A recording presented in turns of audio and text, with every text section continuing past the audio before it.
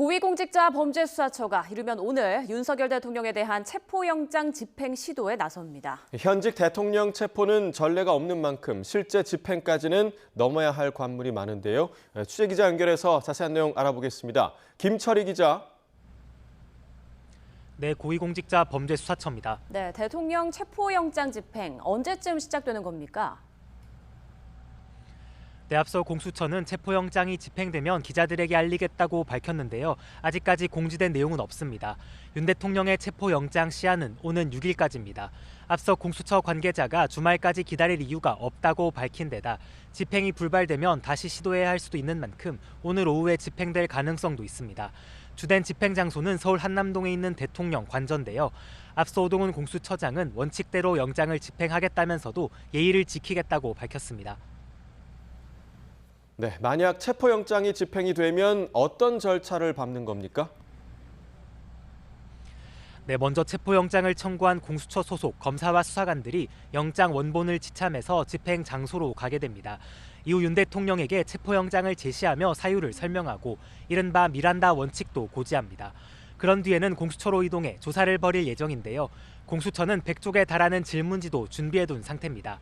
이후 조사가 끝나면 경기의왕시 서울구치소에 수감하고 48시간이 지나기 전에 구속영장을 청구할 것으로 보입니다.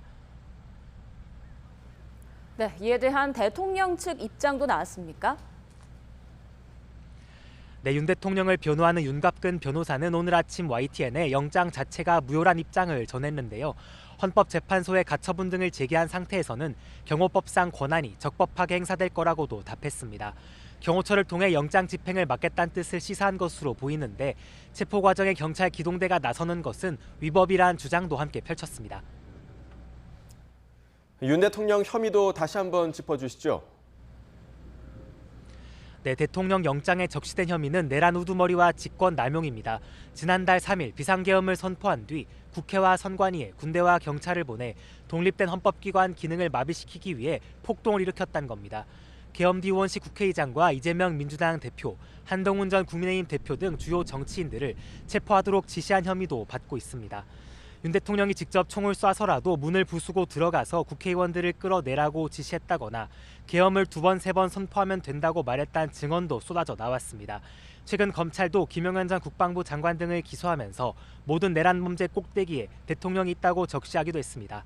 지금까지 고위공직자 범죄수사처에서 YTN 김철희입니다.